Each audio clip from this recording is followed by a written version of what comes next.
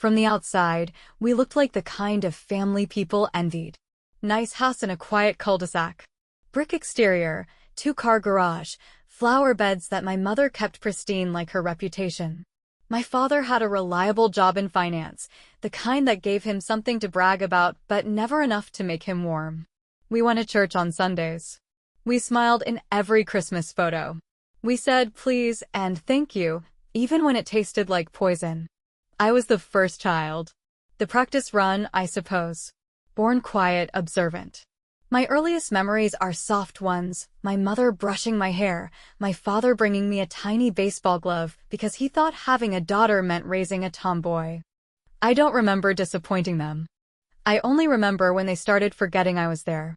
But back then, when I was still little, I played my part. I helped clean the kitchen before I was tall enough to reach the sink without a stool. I lined up my toys after playtime like they were soldiers in formation. I colored inside the lines. I never raised my voice. They called me their little helper. They said I was mature for my age. But even then, I understood something that still makes me sick, that obedience was love in our house. The more invisible I made myself, the more praise I earned. And so I worked hard to disappear. We had routines. My dad made pancakes on Saturdays. My mom hummed along to her records while she ironed clothes in the living room. My younger brother, 2 years behind me, was the one who made them laugh. He could spill juice on the carpet and still get a kiss on the head. He didn't do chores. He didn't have to. When he did something right, it was a miracle. When I did it, it was expected. At school, teachers said I was gifted. My mother would nod, distracted, as if she already knew. At home, she never asked what I was learning. At the dinner table, my voice rarely reached past the end of my fork. Still, I didn't complain. I told myself, this is what love looks like. I told myself I was lucky to have a family like this, even as I noticed the warmth in their voices reserved only for my brother. Even as I became the shadow in every photo, always off to the side, always holding the camera, never in front of it. For a long time, I thought I just needed to be better. Maybe then they'd look at me the way they looked at him. Maybe then I'd matter. So I got straight A's. I cleaned without being asked. I learned how to cook when I was 11. I made myself useful. And it worked, for a little while. But I didn't understand back then that love in our house wasn't given freely. It was rationed, measured, assigned. And soon enough, someone else would be born, someone smaller, louder, needier, and my small sliver of light would be handed off completely. I didn't know it then, but the moment she came into the world, I'd vanish from theirs. Our house was always spotless. My mother said mess was a sign of carelessness, and carelessness was embarrassing. That was the word she always used, not bad, not wrong. Embarrassing. And in our family, there was nothing worse than being a source of shame. So we all played our roles. My father got up at 6 a.m. sharp, even on weekends. He read the newspaper with his black coffee and made noise if you came into the kitchen too late. Not enough to yell, just enough to make you feel like you were trespassing. My mother had this way of smiling at you with her mouth, but not her eyes. It made everything she said feel like a trick. And then there was my brother. 2 years younger than me, louder, lighter. He had a way of pulling attention into himself like gravity. If he told a joke, even a bad one, the whole table would laugh. If he brought home a C+, my parents said things like, "You're trying, and that's what matters." I once brought home a 98 on a math test. My mother glanced at the paper, handed it back, and said, "Next time don't forget to check your work." I remember every second of that moment. Not because it hurt, I was used to it by then, but because I remember how I nodded, how I told myself she was right. I was always telling myself she was right. That if I just improved a little more, worked a little harder, they'd see me. That never happened. Instead, I became something else, not a daughter, not really. More like a fixture. I cooked. I cleaned. I helped my brother with his homework when he asked. I tucked him in at night sometimes, when my parents were too tired or too distracted. I did everything I could to be what they needed before they even asked for it. But need isn't the same as love. And, even then, I think I knew that. I didn't have tantrums. I didn't test boundaries. I kept my room neat, my hair brushed, my grades high. I was the child they never had to worry about.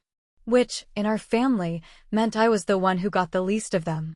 They never saw it that way, of course. They told their friends they were lucky. Clara's so independent, they'd say. Such a good head on her shoulders. Meanwhile, I learned that the reward for being good wasn't love. It was being left alone. Sometimes I imagined what it would be like to fall apart. Just once. To scream. To break something. To make them look at me. But I didn't. Because I knew, even then, that the moment I became inconvenient, they'd drop the illusion, and I'd be left with nothing at all. So I kept performing. I got used to hearing them laugh harder for my brother. To watching them light up when he entered the room, only to dim when I walked in after. I got used to being forgotten during dinner conversations, my words swallowed by the clink of silverware or the sound of the television. I got used to applause I never received. But it was always there, the ache. Like a hairline crack beneath the surface. Not big enough to shatter me. Not yet. But waiting. Spreading, bit by bit, every time I was reminded that I was not the favorite. And somewhere deep down, a different voice was forming. Not the one that begged for their approval. The one that would someday stop asking entirely. We were a family that cared about appearances, not connection.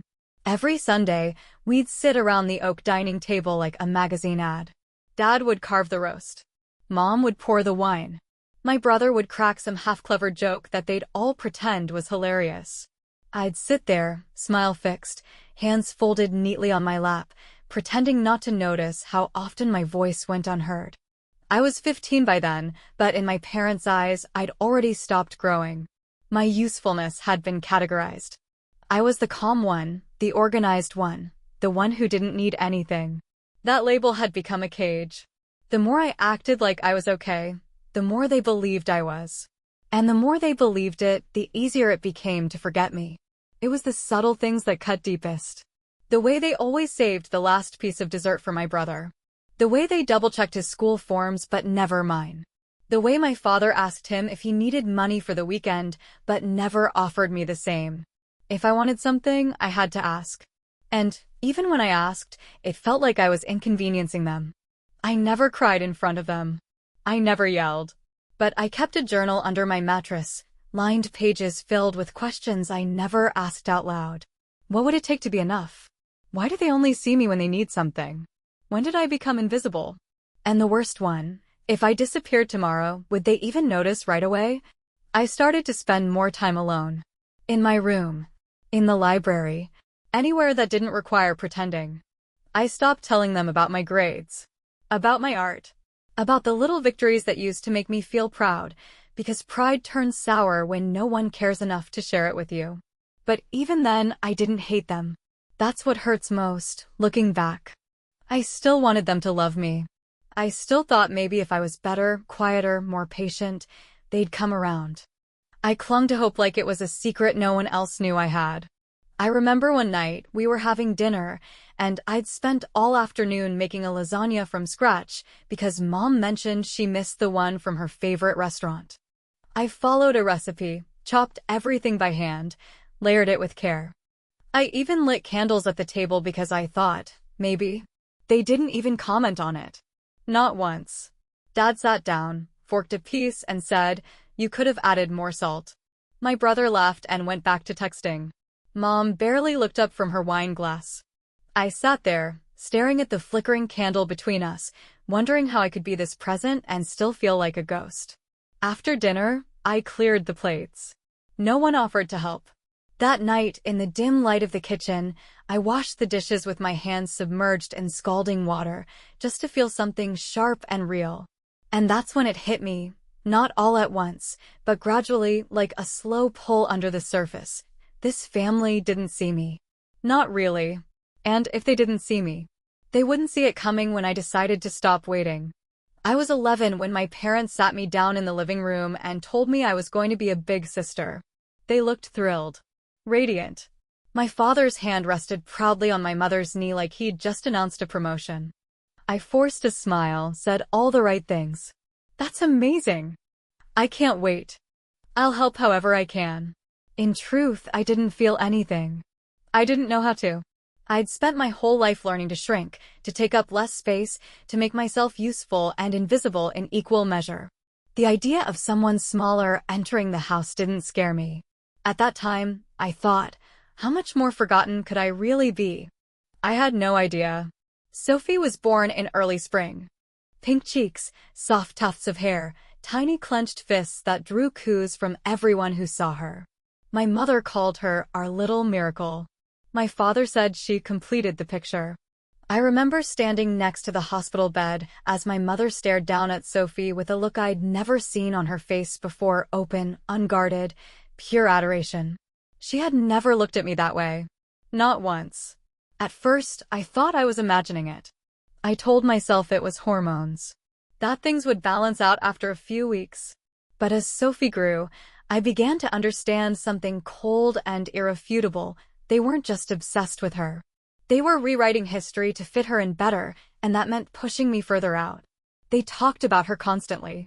Every new sound she made was brilliant. Every burp, every giggle, a sign of genius. Our home became a shrine to her. Picture frames on every shelf. A wall calendar with milestones scribbled in Sharpie.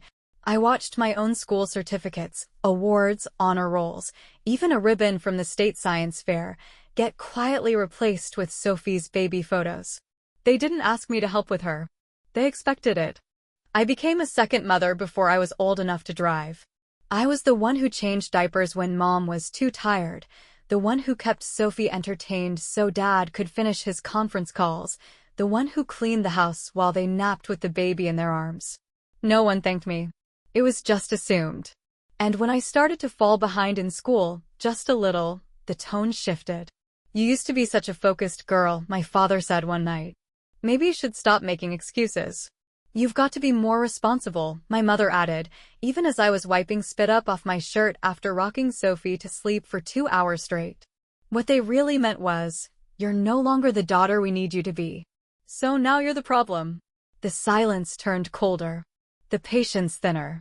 The warmth, what little remained, was reserved for Sophie, and when she started talking, walking, performing like a wind-up doll in frilly dresses, the difference became impossible to ignore.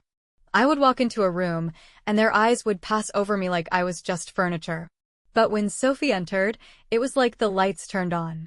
They loved her out loud. With me, they loved out of duty, if at all. That winter, I stayed up one night and watched her sleep in her crib, the night light casting soft halos over her chubby cheeks. She was perfect. Innocent. I didn't hate her, not even a little. She hadn't asked to be the sun that burned me out of orbit. She just existed. They were the ones who turned her into a pedestal and me into a shadow. And as I stood there in the dark, something inside me shifted. This wasn't sadness anymore. It was clarity. At 19, I stopped asking for space and started taking it. I had no college fund. No car waiting in the driveway with a ribbon on top. No proud send-off or dorm room checklist. When I graduated high school, my parents didn't ask what I wanted to do with my life. They assumed I'd figure something out, preferably something practical. Something quiet. Something that wouldn't embarrass them.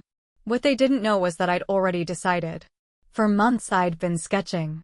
Nights spent hunched over a spiral notebook, pages filled with designs, jackets, dresses, structured pieces with sharp angles and bold seams. Fashion had always been my escape. When I was little, I used to stitch scraps of old curtains into doll clothes and drape them across doorknobs like mannequins. But now, the urge wasn't about fantasy.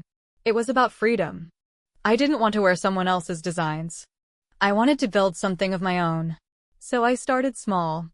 I bought a second-hand sewing machine off a college student who was moving back home. I watched tutorials. Studied tailoring guides like scripture. I picked up shifts at a dry cleaner, sweeping floors and steaming blouses just to save up enough for bolts of discounted fabric. I turned the corner of my room into a studio, a table by the window, a makeshift mannequin, a rack I built from PVC pipes. It wasn't glamorous. But it was mine. I called it North Stitch, a name that meant nothing to anyone else, but to me, it was a compass. A reminder that I didn't have to move in the direction they pushed me. I could set my own coordinates. When I told my parents I was starting a clothing business, they stared at me like I'd said I wanted to join the circus. A sewing business, my father said, brows raised. Online, my mother added, like the word itself was suspicious. Is that even a real job? They didn't ask what I was making. Didn't ask what I needed. They just nodded, politely, and never mentioned it again. Meanwhile, Sophie was 14 and already treated like royalty. She had braces and a personal skincare routine curated by my mother. She took dance classes, had a growing social media following, and posted videos of herself doing makeup tutorials with brand name products I never could have afforded at her age. She had a ring light in her room, a new phone, a laptop that she didn't have to share. When she walked into a room, my parents looked up. When I walked in, they didn't even pause the television. But I didn't care anymore. I was building something they couldn't see and wouldn't understand even if I showed them. I remember the first time I made a sale. A woman in Portland bought one of my wrap dresses off Etsy. I wrapped it in tissue paper, added a handwritten note, and stared at the shipping label like it was a passport stamp. Someone out there wanted something I made. Me. Not Sophie. Not my parents. Me. That feeling, it didn't leave. It was like breathing for the first time in years. And I kept going. Day after day. Night after night. I taught myself pattern grading, learned how to shoot product photos on my phone, figured out shipping zones, taxes, marketing. My hands ached. My eyes burned. But I loved every second of it. They didn't see the long nights. The orders stacking up. The growing list of customers who wrote things like, "This is my new favorite piece," or "Please make more." They only saw a girl in threadbare pajamas, hunched over a sewing machine in a room that was always too messy for their taste. But that was fine. They didn't have to see it. Because one day, I knew they'd hear about it, and when they did, it wouldn't be through me. It would be on someone else's lips. And by then, it'd be too late. I was 24 when my parents decided they'd had enough of pretending to tolerate my work. For years, I'd stitched my life together in private.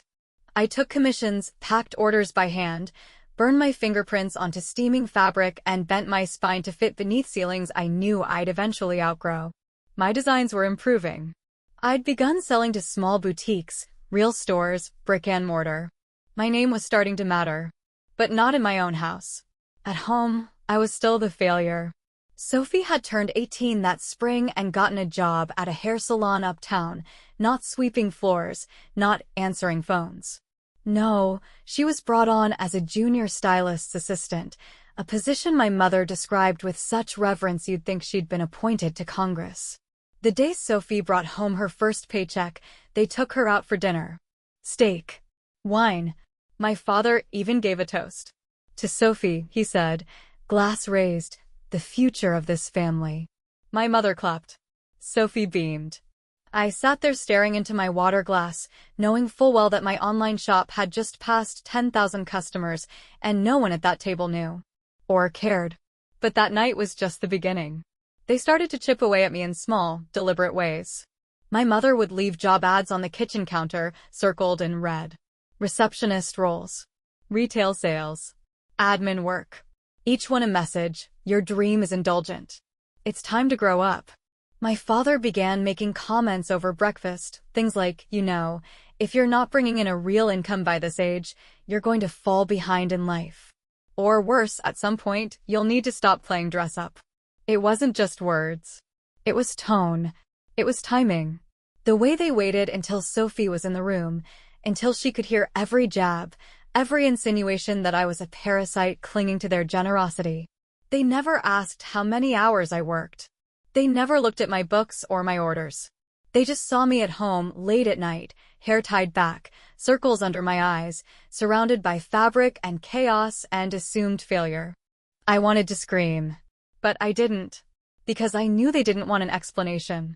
They wanted surrender. And that I would never give them. Instead, I kept working. Harder. Smarter. I streamlined production. Started sourcing more sustainable materials. Partnered with 2 local manufacturers to speed up fulfillment. I taught myself the back end of my own website. I reached out to influencers. One of them, a fashion writer with 400,000 followers, called my coat the definition of timeless confidence. It sold out in 3 days. Still, I didn't tell my family. They wouldn't have cared. Or worse, they would have found a way to diminish it. But my silence only made them bolder. Sophie began parroting their doubts. One afternoon, as I was prepping fabric on the dining room table, she walked in, scoffed, and said, "God, you're still doing this? I don't know how you haven't gotten the hint by now." I didn't answer her. I just reached for my rotary cutter and kept slicing. The sound of the blade through fabric was sharper than her voice and far more honest. Then came the night it all snapped. I came upstairs for dinner late, fresh out of a 4-hour design meeting over Zoom. I was exhausted, dizzy from staring at color palettes and running financials. I hadn't even sat down yet when my father looked up from his plate and said, "Sophie's working full-time now, Clara. 18 and already supporting herself. And here you are, still playing around in your bedroom like it's arts and crafts." There was silence. Then a fork clinked. Then Sophie laughed. I looked at him, then at my mother, who didn't say a word, just sipped her wine, eyes fixed on the wall behind me. I could have screamed. I could have cried. But instead, I just stood there and said, calmly, "You have no idea what I've built." And I walked out. Not just from the room, but from whatever tiny corner of their approval I'd still been trying to earn. The day they kicked me out wasn't dramatic. Not at first. It didn't come with yelling or thrown plates or slammed doors. It came in the form of a conversation, if you could call it that, spoken over lukewarm coffee and the quiet hum of the dishwasher. The kind of moment that feels small until you realize you're watching the life you built, however fractured, be pulled out from underneath you. It started with my mother. Of course it did. She sat down across from me at the kitchen table, her expression already stiff, as if she was holding herself back from saying something cruel. I'd seen that look my whole life. It always meant a decision had been made, and I hadn't been included in it. "Clara," she began, "we need to talk about next steps."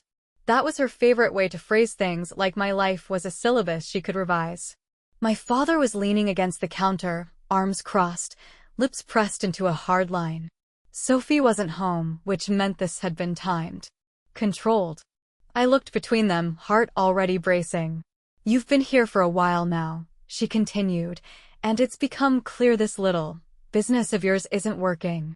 I said nothing, just stared at her. "It's not sustainable," my father added, his voice flat. "You're not contributing. You're taking up space. And frankly, we've been patient long enough." That's when I realized they weren't asking me to leave. They were telling me, "You have 2 weeks," she said. "We expect you to find other arrangements. You're 24, Clara. This is for your own good." For my own good. As if eviction was a favor. I sat there, trying to process the velocity of what was happening. My mother stood up, already moving toward the sink. My father followed, as if the discussion had been resolved. Like it had been inevitable. Like they'd been waiting for me to fail, and now they could finally close the book on me. But here's the thing they never understood about me. The silence they mistook for weakness wasn't surrender. It was strategy. I didn't beg.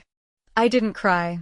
I got up, walked out of that kitchen, and closed the door behind me. I went downstairs to my room, the studio, the space where I'd stitched the bones of my dream together, and I started packing. Not my clothes. Not first. My tools. My machine. My patterns. The rack of garments I'd crafted from thrifted scraps and hand-dyed bolts. Every thread that had held me together, I touched it. I folded it. I honored it. They didn't kick out a failure. They kicked out a force they'd spent 2 decades trying to suppress. The next 2 weeks were brutal. I slept 4 hours a night and spent every waking moment looking for places I could afford, hunting Craigslist for sublets, emailing anyone I'd ever worked with. And then something happened. One of my pieces, a structured wool coat with asymmetrical lapels and deep navy lining, was picked up in a fashion blog. Just a small mention, tucked into a fall collection roundup. But the effect was immediate. Orders tripled overnight. I stayed up until 3 a.m. printing shipping labels, hands trembling from fatigue, but I didn't stop. I couldn't stop. My parents didn't notice. They didn't ask. They just watched the boxes pile up near the front door and narrowed their eyes when I moved too quickly past them in the hallway. My father asked once why the living room smelled like fabric dye. I didn't answer. He didn't push. And then the deadline came. I loaded up a friend's car with everything I owned, everything I'd made, and left before sunrise. No goodbye. No final word. No desire to make them understand. They'd drawn the line in the sand. And now they'd find out what happens when you push someone who's already survived on scraps. You don't break them. You sharpen them. The first night in my new apartment, I slept on the floor. There was no bed, no couch, no table. Just my boxes, my sewing machine, and a lamp I'd carried up 3 flights of stairs by myself. The room smelled like fresh paint and sawdust, and the windows rattled when the wind picked up, but it was mine. 4 walls, a locked door, and no one above me reminding me how small I was. I laid down with a folded jacket under my head, curled my arms around a bundle of unfinished fabric, and fell asleep faster than I had in years. Freedom, even the uncomfortable kind, is its own kind of comfort. In the weeks that followed, I stopped surviving and started moving. Fast, ruthless, focused in a way that frightened me, but also felt inevitable. My inbox was full of inquiries, boutiques asking for wholesale orders, bloggers requesting partnerships, even 2 stylists from LA looking for unique pieces for a red carpet client. Every morning, I brewed coffee on the floor, crossed my legs, and answered emails with the kind of precision that comes from knowing no one else is coming to save you. I didn't post selfies. I didn't go out. I didn't brag. I built. North Stitch became my whole world. I redesigned the logo, hired a web developer off Fiverr to overhaul the site, reinvested every cent into better packaging, faster shipping, higher quality fabric. The pieces that once took me 8 hours to make by hand were now manufactured in a tiny local studio I partnered with. Still my designs, still my patterns, just scaled. And then, the moment that cracked everything wide open, a celebrity wore one of my coats. It wasn't arranged. I hadn't paid for the placement. She bought it herself. Posted a photo on Instagram with the caption, "Elevated. Effortless." Obsessed with this line. I was tagged. The photo hit 1 million likes in under a day. And just like that, I wasn't invisible anymore. I watched the orders roll in. Watched the numbers jump from hundreds to thousands to 5 figures. I saw articles pop up, the indie designer disrupting minimalist fashion. North Stitch, clean lines, quiet power. My email pinged with requests for interviews, features, collaborations. And through all of it, I said nothing to my family. Not a word. No call. No text. No subtle humble brag slipped into conversation. Because there was no conversation. After they kicked me out, we didn't speak. I never reached back. And they never reached out. I wasn't surprised. They hadn't seen me for years. Why would they now? I moved into a high-rise downtown. Not a mansion, not some flashy influencer haven, just clean lines, floor-to-ceiling windows, a space that felt like air. I bought my first brand-new mattress. Ate dinner on real plates. Lit candles without anyone rolling their eyes. I watched the city lights at night and thought about the girl they cast out. The girl they told wasn't going anywhere. That girl was now pulling in 6 figures a month. That girl was already talking to investors. That girl was me. And the best part? They had no idea. No one had told them. My name wasn't Clara Jennings on the website. I'd used a trade name. A quiet pseudonym. Not to hide, but to wait. To make sure that when they did find out, it wouldn't come from me. It would come from someone they admired. Someone they couldn't ignore. And when that moment came, when their dismissal caught up to them, I wanted to be ready. Not to beg. Not to prove anything. But to choose.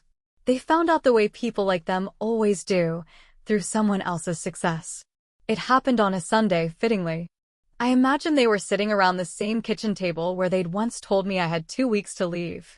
Sophie probably had her phone out, scrolling through one of those curated lifestyle pages she followed religiously, the kind that posted glossy snapshots of brunches and handbags and women who looked like they'd never once been told they weren't enough. I wasn't there to see it, of course. But I've imagined it many times. The moment Sophie paused mid-scroll, narrowed her eyes at a familiar silhouette, a coat, one of mine, the navy wool wrap from the celebrity photo, and then read the caption. North Stitch's new drop just sold out in 14 minutes. Who is the mystery designer taking over minimalist fashion? I know how my name surfaced. It was buried halfway down the article, under a glossy slideshow of product shots and praise. Founded by Clara Jennings, North Stitch has carved out a space for refined, architectural silhouettes, simple, clean, factual, and completely devastating to the people who had spent their entire lives acting like I would amount to nothing. I got the first call that afternoon. Not from my parents. From a number I didn't recognize. I answered out of habit, distracted, barely looking up from the spec sheet I was reviewing. And then I heard it, that voice I hadn't heard in months. Clara, sweetie. It's Mom. That tone, artificially sweet, laced with forced excitement. The same syrupy varnish she used on guests, or when she wanted something, it made my skin crawl. I didn't say anything. I didn't have to. She filled the silence with ease. We just saw the article. Oh my God, honey, you never told us you were doing so well. We're so proud of you. Proud. That word felt obscene in her mouth. It should have meant something. Maybe once it would have. But all I felt was this heavy, bone-deep stillness. Like I'd waited my whole life for that word, and now that it had finally arrived, it was 20 years too late and worth exactly nothing. My father got on the line next. He talked numbers, predictably. Asked about the operation, whether I had employees now, how I was managing growth. He sounded impressed. Not loving, impressed, like a stranger hearing about a company at a networking event. Then came the invitation. They wanted to meet. Maybe come see the studio. We'd love to catch up, he said. We're family, after all. That was the moment something sharp cracked loose inside me, not pain, not anger, but something colder. Clean. Final. I thanked them politely. Told them I was busy, which was true. Then I hung up. And I didn't call back. That week, they tried again. Sophie messaged me, short, brittle texts that read more like attempts at damage control than genuine outreach. Hey, we didn't know you were doing all that stuff. That's cool, I guess. Mom's been crying. Just so you know. You're kind of being a bitch about this. I didn't respond. They had their chance to know me. To see me. To love me while I was still beneath their roof, stitching my future together one desperate seam at a time. Instead, they made me small. Told me I was wasting time. Laughed behind closed doors while I worked in silence. They don't get access to the after. I didn't post a dramatic statement. I didn't block them. I didn't light my anger on fire for attention. I let them sit with the distance. Let them feel the cold ring of a daughter who no longer needed their approval or their permission. Let them know that their sudden interest couldn't be bought with belated praise or empty nostalgia. They had thrown me out like trash. Now they could stay outside the gates. And for the first time in my life, I was fine with that. They didn't stop trying. In the weeks that followed the article, I received message after message from people I hadn't heard from in years. An aunt I barely knew suddenly wanted to reconnect. A cousin I hadn't spoken to since middle school asked if I'd be interested in a collab. She'd just started a podcast. But the ones that stood out were always from them. My family. The people who had spent most of my life pretending I wasn't worth the air in the room. The same ones who hadn't even noticed when I stopped coming to Sunday dinners, who'd walked past my packed boxes like they were trash bags someone forgot to take out. Now, they were everywhere. Emails. Voicemails. DMs from Sophie with fake casualness dripping from every word. We should grab coffee sometime, catch up. Just us sisters, winky face. I didn't answer any of them. Not because I was trying to be cruel, but because there was nothing left to say. I wasn't holding a grudge. I was holding the boundary they had drawn themselves when they pushed me out and made it clear I was only welcome if I performed the right version of daughterhood, quiet, convenient, invisible. But then they did something that crossed the line. They showed up. It was a Tuesday morning. I had just finished a buyer meeting and was walking up the steps to my office space, a converted loft I'd worked tooth and nail to secure, when I saw them. My parents. standing by the glass entrance like they belonged there. Like they hadn't been absent for every moment that built these walls. My mother wore the same shade of lipstick she always used when she wanted to look put together. My father was in business casual, holding a brochure from one of my recent collections. He'd printed it. My legs kept moving. My body was steady. But my pulse, it roared. "Clara," my mother said when I approached. "Please, can we talk?" She looked smaller than I remembered. Or maybe I was just finally seeing her clearly, without the lens of longing that had once distorted everything. Her smile was nervous. Practiced.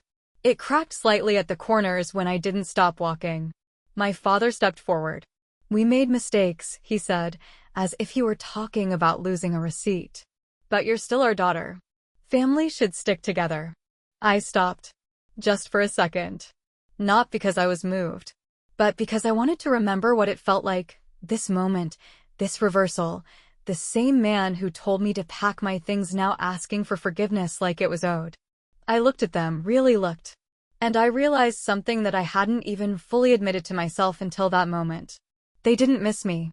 They missed the version of me they thought they could control. And now that I was out of reach, now that I was something they couldn't explain away, they wanted back in. But they didn't want me. They wanted the clout. The credit. They wanted to say, "That's our daughter." To take pictures in my showroom. To share my success like it was a group project. I gave them nothing. No hug. No warmth. Just a steady voice. "I have a meeting," I said. "You need to leave." My mother's face fell. "Please, Clara. Don't do this." I didn't answer. I didn't owe her anything. Security escorted them out 5 minutes later. Calmly. Professionally. My team didn't ask questions. They knew better than to prod. They'd seen the way I worked, the way I built this place from nothing. They knew there was history beneath every polished surface, and not all of it deserved to be displayed. When I got back to my desk, there was a message waiting. From Sophie. Just 2 words. Why not? I stared at it for a long time. And then I deleted it. Because sometimes revenge isn't loud. Sometimes it's a locked door. And the sound of someone realizing they're never getting back in. I didn't wake up one day and feel healed. That's not how it works. It wasn't some cinematic moment where I looked in the mirror and saw a completely new woman staring back at me. Healing was slow or messy. It came in pieces, quiet moments I didn't expect. The first time I laughed without bitterness. The first time I went days without thinking of them. The first time I looked around my space, clean lines, warm light, silence I had earned, and realized I wasn't waiting for someone to ruin it. It was a Tuesday when I finally blocked their numbers. All 3. My mother. My father. Sophie. Not in anger. Not in a storm of fury or a glass-shattering scream. Just a simple act. A decision. I stared at the screen, thumb hovering for only a second, and then delete, delete, delete. And just like that, the weight began to lift. My days became mine. I woke up early, not because I had to, but because I wanted to. I worked from a studio with skylights and soft jazz playing through the speakers. I took my coffee on the balcony overlooking the city I'd claimed as my own. I built a team, designers, assistants, a brand manager who believed in the vision from the first sample she ever touched. We were small, but precise. Quietly growing. The press kept coming. The money followed. But none of that was the real reward. The real reward was choice. No more explaining. No more shrinking. No more folding myself to fit into their narrative. I took vacations, the kind I used to dream about when I was a kid falling asleep beside unfinished hems and dull scissors. Florence. Kyoto. Buenos Aires. I studied craftsmanship in places where artistry was sacred. I watched strangers admire my work in galleries, boutiques, and fashion weeks where my name stood alone. Clara Jennings. No attachments. No asterisks. One day, someone at a panel asked me about my family. A casual question, part of a lightning round. Who inspired you? I smiled politely. Said something vague about strong women and mentors. I didn't lie. But I didn't tell them about the dinners where I went unheard. The eviction disguised as tough love. The years spent sewing my name into something worthy while my own parents dismissed every stitch. That part wasn't theirs to have. They had erased me, and I had rebuilt myself without them. A few months later, I got a letter. Handwritten. No return address, but the penmanship was my mother's, sharp, neat, obsessively tidy. I stared at it for a long time. I didn't open it. I didn't burn it either. I tucked it into a drawer I rarely used, next to a photo I had kept far too long. One of us at the dinner table, years ago. I was 13. Sophie was a toddler. My parents were smiling at her. I was off to the side, out of focus. That's where I had always been, off to the side. Until I decided to center myself. I don't tell the story for sympathy. I don't need anyone to feel sorry for me. I tell it because people need to understand. Sometimes, the most radical thing you can do is refuse to go back. To resist the gravity of people who only reach for you when you're worth something to them.